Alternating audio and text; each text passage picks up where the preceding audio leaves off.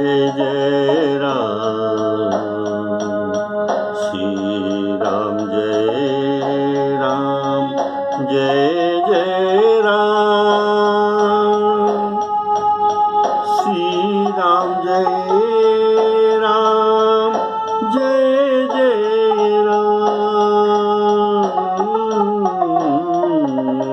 श्री राम जय राम, जय जय राम।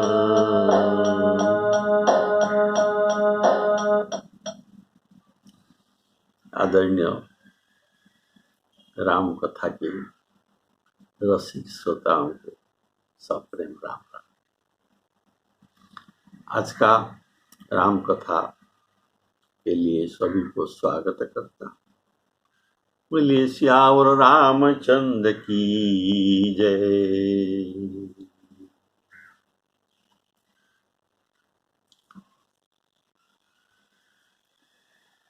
समुद्र श्री राम जी के आगे विनय वचन सुनाता है। इसे सुनकर राम जी को मन को बहुत भाया और समुद्र जी ने उनका दुख भरी कहानी सुनाया कि आभीर नाम को 60,000 चोर इनके उत्तर तट पर वास करते हैं। अतः श्री राम जी ने जो संधान किया था सर को इन्हीं पर छोड़ देने का ये कहा, तो प्रभु उनका दुख को तुरंत दूर करने के लिए तत्क्षणात उन्हीं पर छोड़ दिया। बोलिए श्यावर रामचंद्र की। अतः राम जी का ऐश्वर्य ये देखा, राम जी का पौरुष का दर्शन किया। देखी राम बल पौरुष भारी, श्री राम जी के बाण ने जाकर एक क्षण में ही समस्त आभीरों को नाश कर दिया और फिर पूर्ववत श्री राम जी के तरकस में आकर पहुंच गया। राम जी के यही बड़ और पुरुषार्थ है। रामेण सृष्टो बाणस्तु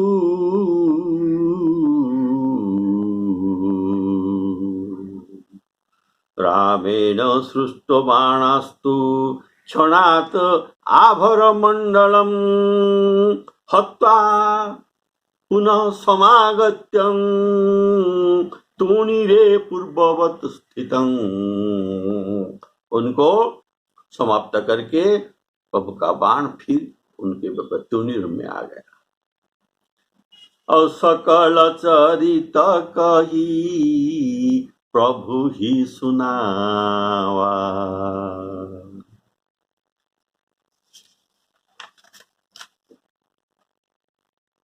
तो देखी राम बल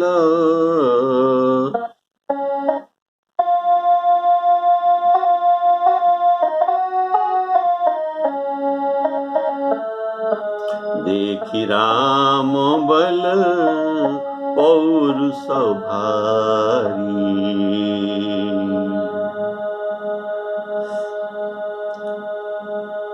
हरषि पयोनिधि भयउ सुखारी, सकल चरित कही प्रभु ही सुनावा।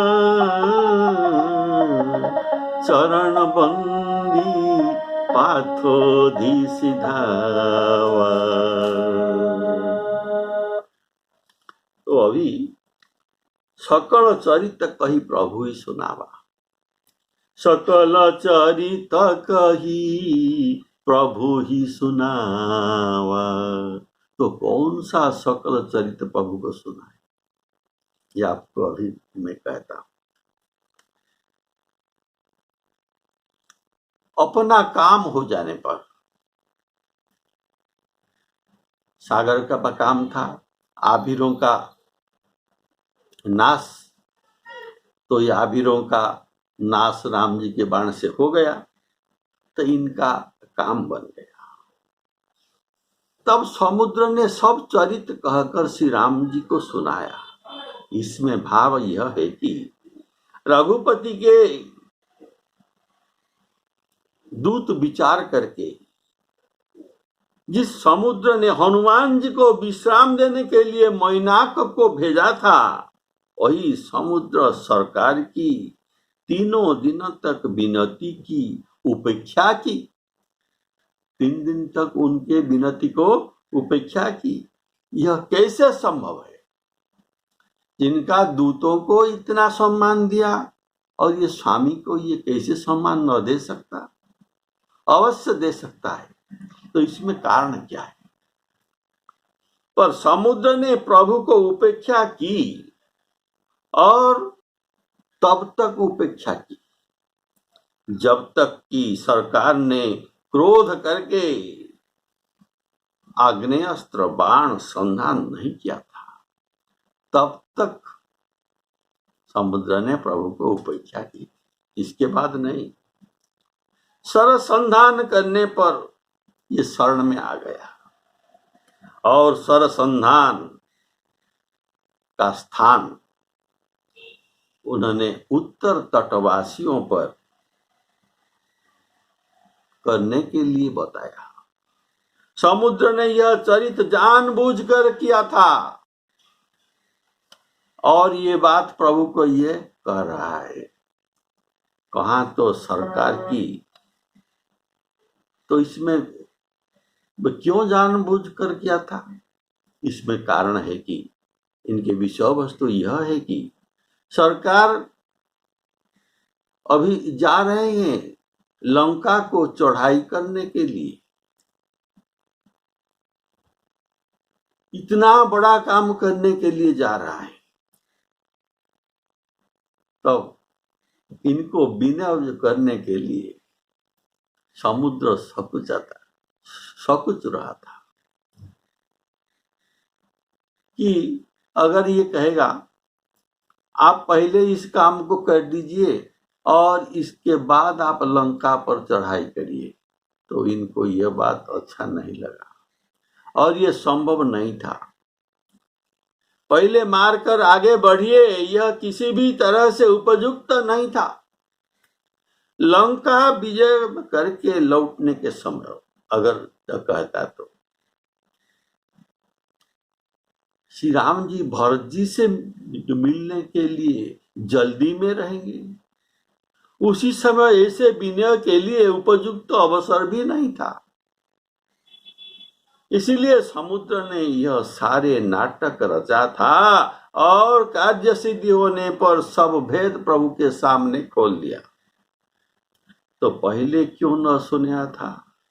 कारण कि उसने सोचा कि वे हमारे कुल के हैं, लंका में जाते हैं, न जाने इतना इनके कितना पुरुषार्थ इनमें है या नहीं, जो राक्षसों को ये सामना कर सकेंगे और जीतेंगे। ये राक्षसों को जीतेंगे या राक्षस इनको खा लेंगे, कौन जानता है। इसी से पहले ये नहीं सुना था। अब इनका पुरुषार्थ देखने पर सुनाया। बोलिए श्याम रामचंद्र की जय। चरण बंदी पाथोधि सिधाया, चरण बंदी पाथोधि सिधावा। प्रभु के चरण वंदना करके समुद्र वहां से चला गया। इत्युक्ता राघवं नत्वा यह कहकर समाचार सब प्रभु ही सुनावा। इत्युक्त्वा, इतना कहकर राघवं नत्वा, राघव को प्रणाम किया। जजौ सिंधु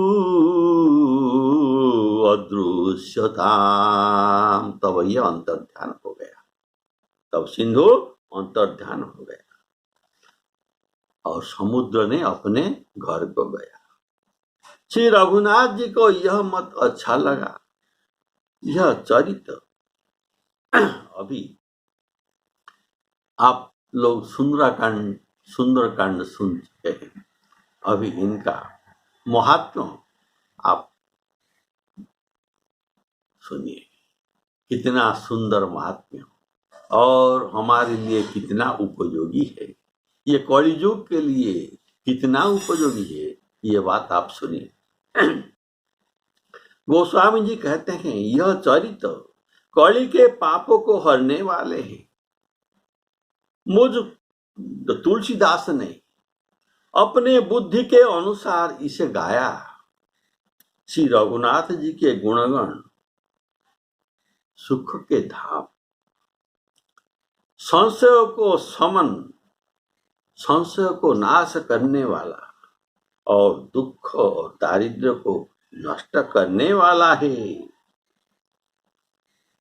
तो गोस्वामी तुलसीदास जी अपने मन को सठ संबोधन करते हैं, बोलते हैं रे मेरा सठ मन, तू सब आशा भरोसा छोड़कर इन्हें निरंतर भजन करो और इनका चरित्र को सुनो। निज भव निज भवन गवने सिंधु, निज भवन गवने सिंधु, श्री रघुपति ही यह मत भाएऊ, श्री रघुपति ही यह मत भाएऊ। यह चरित कलिमल हर जथामति, दास तुलसी गाएऊ, दास तुलसी गाएऊ।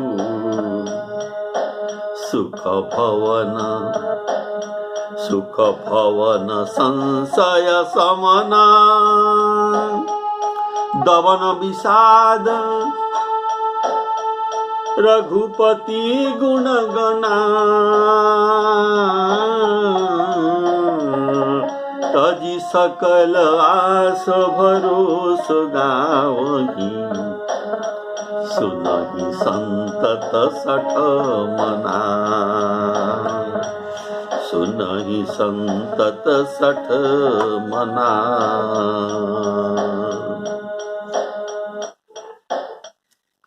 आपने सुना निज भवन गवने सिंधु, इसका कहने का भाव इससे सूचित हो रहा है कि समुद्र के अधिष्ठात्री देवता के रहने के स्थान कहीं और था और ये भी अलग था। यदि जल में इनका स्थान होता तो कहते कि ये समुद्र में प्रवेश कर गए, क्योंकि श्री राम जी समुद्र के तट पर ही तो थे। अतः इनका रहने का स्थान और कहीं था। श्री रघुपति ही यह मत भाएऊ, पहले जो कहा गया था कि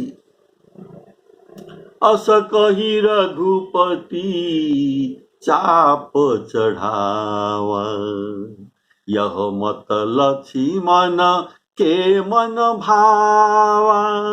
प्रभु का चाप चढ़ाना ये लखन जी के मन को बहुत अच्छा लगा, पर यह मत रघुनाथ जी के मन को अच्छा नहीं लगा था, इसीलिए न भाया था। कारण ये समुद्र के मर्यादा को रखने वाले हैं, केवल नाटक कर रहे हैं, लीला कर रहे हैं। और अब लखन जी की बात भी रह गई।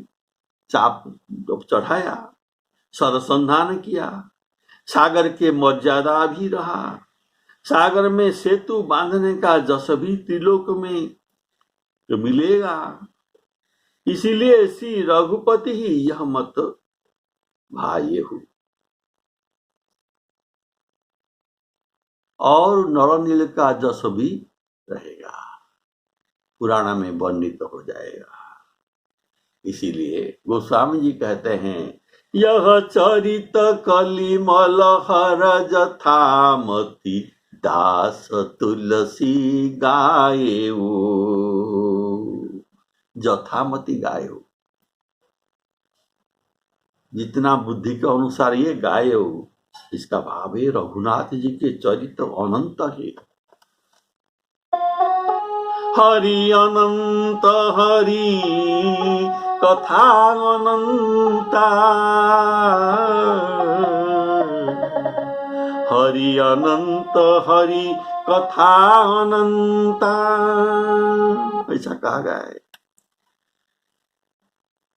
हरि अनंत है और इनके कथा भी अनंत है। इसलिए गोस्वामी जी कहते हैं, मैं जथामति गाय हुई अनंत कथा को ये क्षुद्र मस्तिष्क पूरा नहीं गा सकता है। और मैं गायऊ, मैं गायऊ अर्थात इसके भाव होता है, इनके रचयिता और जो कौन है, और कोई है। मैं जो गाया, इनके रचयिता और कोई है। तो इनके रचयिता तो कौन है? शंकर भगवान जी इनके रचयिता है। रचि महेश, रचि महेश निज मानस राखा, पाई सुसमऊ शिवासन भाषा। इनको मानस में रखा था, समय पाकर पार्वती जी को सुनाए थे। ये वही चरित्र को हमने गाया, अर्थात हिंदी भाषा में इसे छंदबद्ध करके मैं वर्णन किया। तो स्वामी जी कहते हैं, यह रामायण राम कथा ये कलिमल हर, कलिमल अर्थात कलियुग के पापों को हरण करने वाले हैं। कलियुग में पाप पयो निधि जन मन मीना, पाप सागर में सभी का मन निमग्न हो रहा है, होकर रहा है, हो रहा है। तो इसलिए ये कलियुग में हमारे पापों को ये राम कथा हरण करेंगे, हमें हमारे पाप बिताकर हमें शुद्ध करेंगे। कलिमल हरणी मंगल करनी, कलिमल हरणी मंगल करनी, तुलसी कथा रघुनाथ की, तुलसी कथा रघुनाथ की। मंगल कलनी और कलिमल हरणी। कलि युग में धर्म यह है कि, क्या धर्म है? रामचरित को गान करना, और इनमें कोई धर्म नहीं होगा, केवल यही एक ही धर्म हो सकता है। और कोई धर्म इस युग में नहीं रह गए भी, यो चारों प्रकार भक्तों के कल्याण करने वाले हैं। चारों प्रकार भक्त कौन है? चतुर्विधा भजन्ते मां जना सुकृति अर्जुन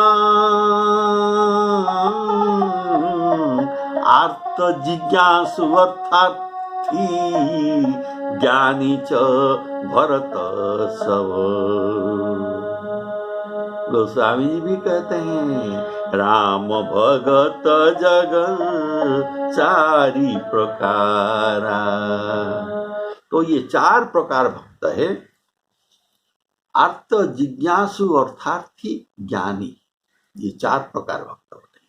ये चार प्रकार भक्तों के लिए ये राम जी की कथा सभी के कल्याण करने वाला है। तो गोस्वामी जी यह वर्णन करते हैं कौन सा भक्त को कौन सा कल्याण श्री राम कथा देते हैं। तो ज्ञानी के लिए सुख भवन, ज्ञानी के लिए सुख भवन, सुख भवन उनको मिलेगा। जिज्ञासु भक्त अर्थात मुक्ति मिलेगा। जिज्ञासु भक्त के लिए सुख भवन संशय समन, जिनका संशय समन संदेह सम्मोचन हो जाता है। कारण संशयात्मा विनश्यति, ये बात गीता में कहा गया है। इसलिए संशय रखना ठीक नहीं है और सकल संशय दूर राम कथा सुनने पर होता है। विगत सब संदेह करिसे वचन तव। तो जिज्ञासु भक्त के लिए संशय का समन, इनका सब संशय नाश होता है। राम कथा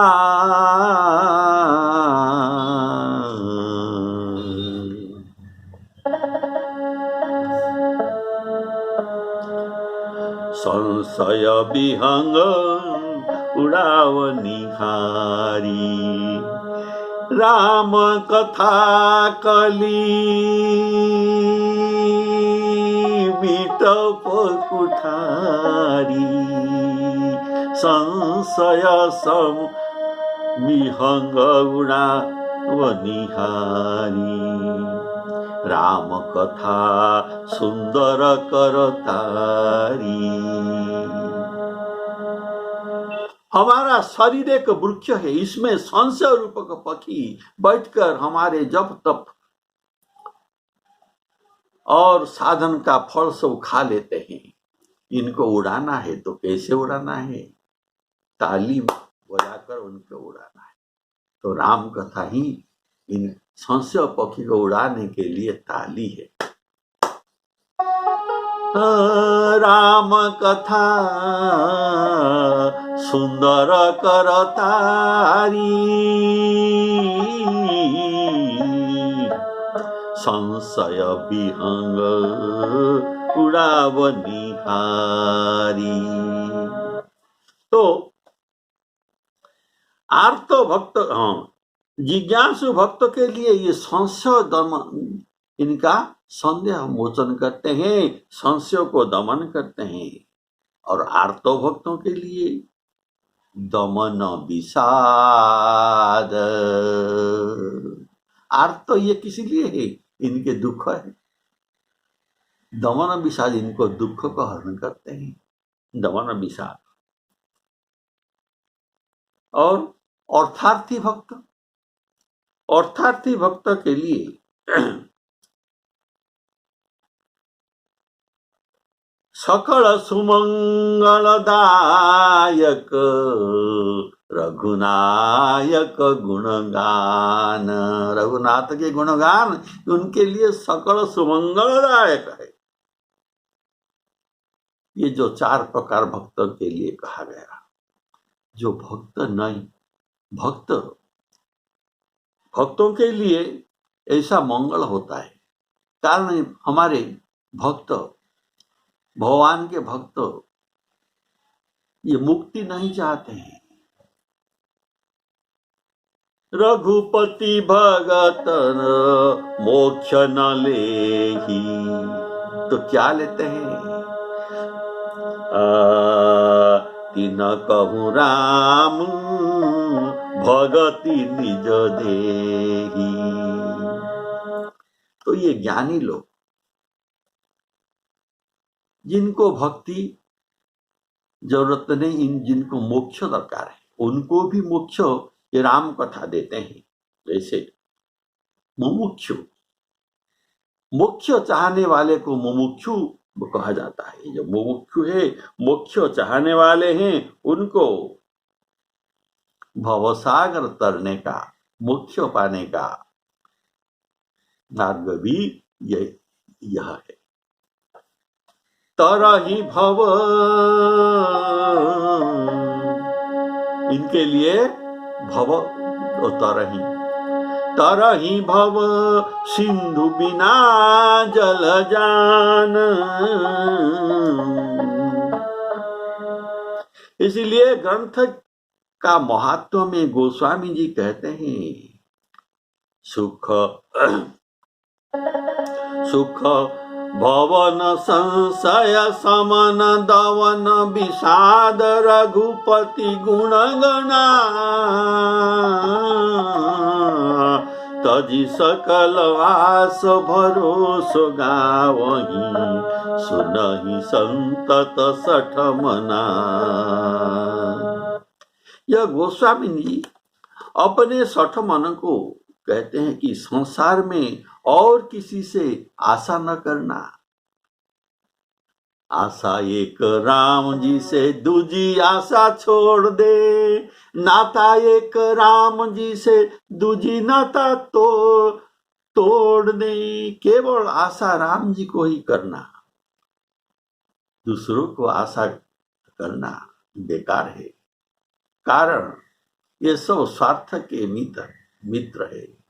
सुर नर मुनि सबके यह रीति, स्वार्थ लागी करहि सब प्रीति।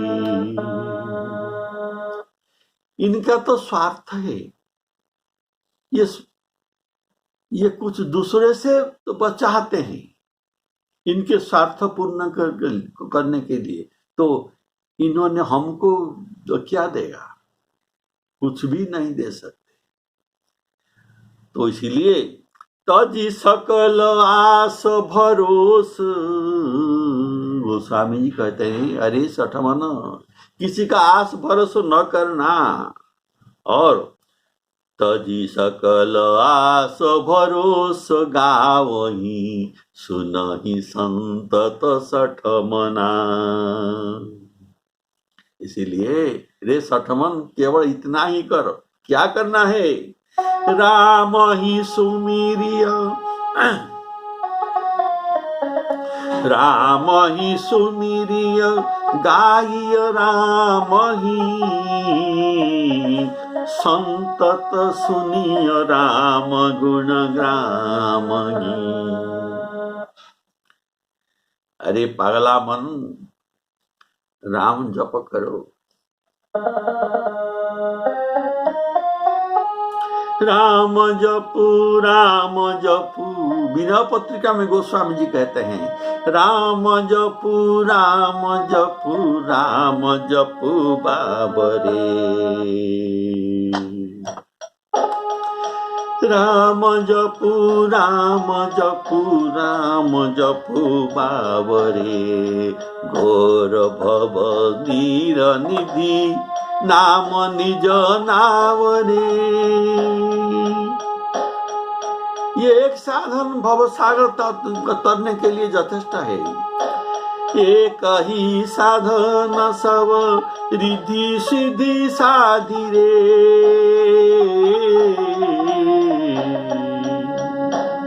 कली युग में और कोई साधन नहीं है, कारण कली रोग सभी साधन को ग्रस लिया। ग्रसे कली रोग जोग संयम समाधि रे राम जपु नाम जपु राम जपु बाबरे गौर भव नीर निधि नाम निज नावरी राम नाम भव सागर तरने के लिए ये अपना नाव है, जब चाहे पार हो सकते हो। देखो ये जगत को कुछ आशा न करना, ये जगत है आकाश, आकाश का ये बगीचा। जैसे आकाश में बगीचा होना एक मिथ्या बात है, ऐसे जगत भी सत्य नहीं है। जैसे आकाश में आकाश फूल, आकाश में कुसुम फूल फल में भर रहता है, तुम देखते हो, लेकिन सब कुछ मिथ्या है। ऐसे जितना संपर्क, जितना सुख दुख या है, ये सब मिथ्या भी है। जैसे आकाश में हम देखते हैं मेघ में सुंदर बगीचा धुआं में है, और ये बगीचा में फूल फल भी भरे हैं, लेकिन ये धुआं रहेगा नहीं, ये मिट जाएगा पल भर में। ऐसे ये सुख, ये संसार भी अनित्यम असुखम लोकम इमं प्राप्य भजस्व माम। जग नभ बाटिका, जग नभ बाटिका रही हे फली फूली रे धुआं कैसे दौर हर देखी तू न भूली रे राम जपू राम जपू राम जपू बाबरे। रे पागला मन, राम क्यों नहीं जपते? और राम नाम को भरोसा कर, तुम्हारे सब रिद्धि सिद्धि सब कुछ तुमको प्राप्ति हो जाएगा। इनका छोड़कर अगर तू किसी को और किसी को भरोसा करेगा तो ये ऐसी बात होगा जैसे सुंदर 56 व्यंजन को छोड़कर कोई जाकर किसी का झूठा पत्ता ढूंढते फिरता है खाने के लिए। राम नाम छाड़ी जो भरोसा करे और रे राम नाम छाड़ी जो भरोसा करे और रे तुलसी परसो त्यागी मांगे कूर कौर रे राम जपू राम जपू राम जपू बाबरे घोर भव नीर निधि नाम निज नावरे। श्री रघुनाथ जी का गुणगान समस्त सुंदर मंगल को देने वाले हैं, जो इसे आदर सहित गाते हैं वे बिना जलजान अर्थात जहाज आदि के बिना साधन से ये भवसागर को तर जाते हैं। सकल सुमंगलदायक सकल सुमंगलदायक रघुनायक गुणगान सादर सुनागीते तरही भव सिंधु बिना जल जान।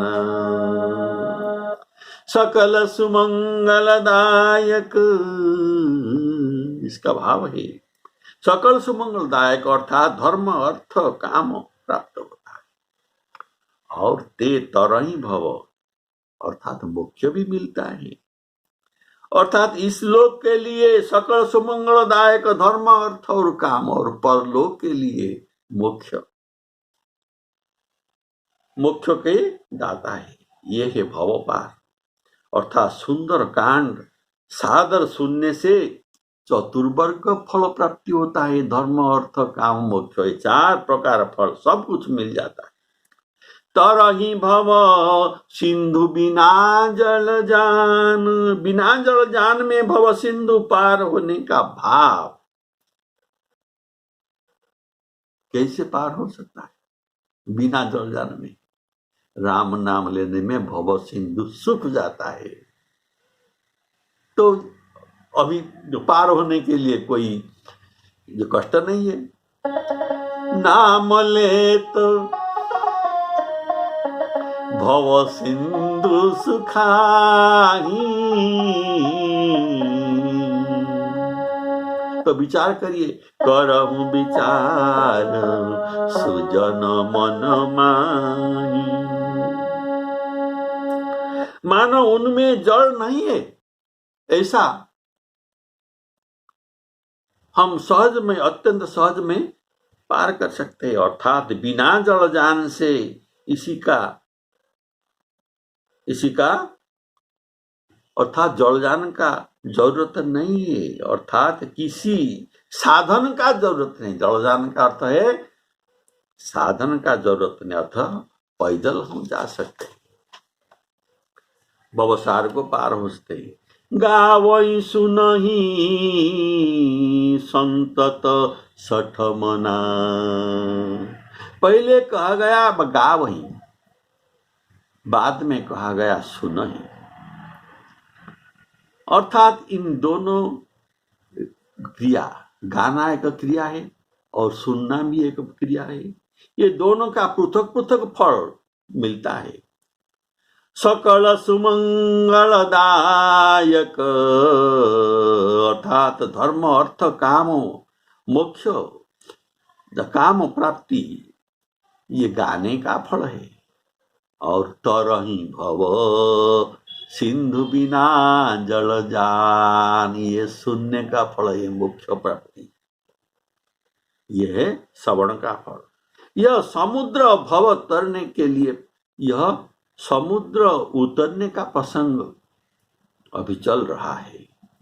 यहाँ बानर भालू समस्त सेना को पार उतरने के लिए प्रभु समुद्र में सेतु बांधा। इसी से श्री रघुनाथ जी को बहुत श्रम उठाना पड़ा, बहुत श्रम उठाना पड़ा। गोस्वामी जी कहते हैं, सेतु हेतु श्रम की न थोड़ा। अर्थात थोड़ा परिश्रम नहीं है, बहुत परिश्रम श्री राम जी ने करके ये बानर भालू सेनाओं को समुद्र का पार कराए थे। और रघुनायक गुणगान में जो बिना परिश्रम में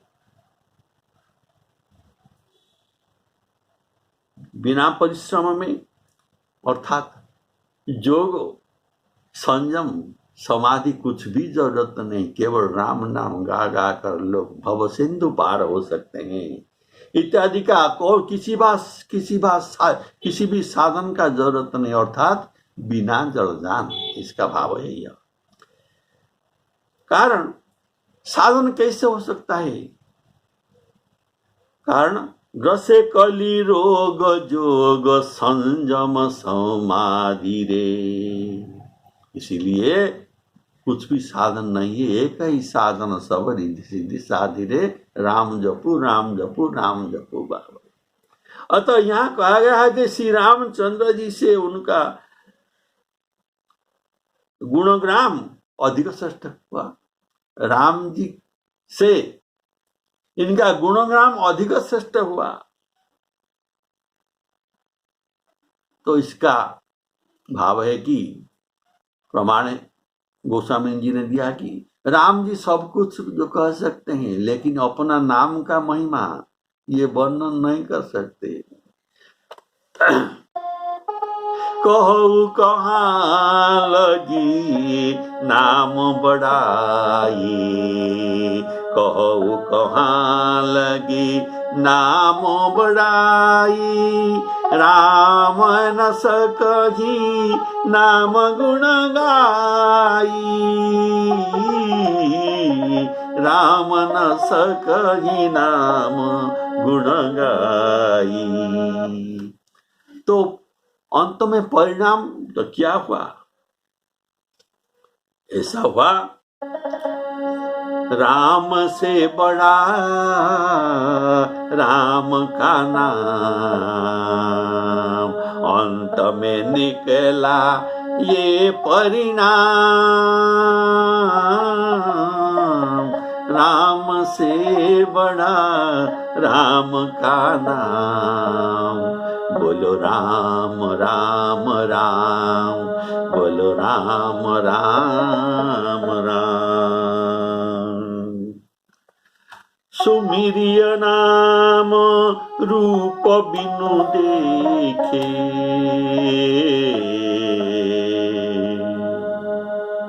सुमिरिय नाम रूप बिनु देखे। बिना देखे हुए राम जी को इनका नाम को सुमरना करने से राम जी स्नेह के बस में हृदय में आ जाएंगे। सुमिरिय नाम रूप बिनु देखे, आवत हृदय स्नेह विसेखे। और इसमें कोई दाम भी खर्च भी नहीं होना है। सुमिरिय नाम रूप बिनु देखे, कौड़ी लगे नादान, नाम के बांधे खींच आएंगे आखिर एक दिन राम। हमारा काम है राम नाम को रटना, और राम जी का काम है ये कौन सा दिन हमारे पास खींच आएंगे, ये इनका काम करने दो। देखिए, राम से बड़ा राम के नाम। जिस सागर को बिना सेतु के लांघ सके ना राम, जिस सागर को बिना सेतु के लांघ सके ना राम, कूद गए हनुमान उसी को लेकर राम का नाम। राम से बड़ा राम का नाम, राम से बड़ा राम का नाम। वो दिल वालों क्या पाओगे जिनमें नहीं है राम, वो दिल वाले क्या पाओगे जिनमें नहीं है राम। वो पत्थर तैरेंगे जिन्हें पर, वो पत्थर तैरेंगे जिन्हें पर लिखा हुआ सिराम। राम से बड़ा राम का नाम, अंत में निकला ये परिणाम। श्यावर रामचंद्र की जय। श्री सीताराम अर्पणामस्तु। सबका कल्याण हो।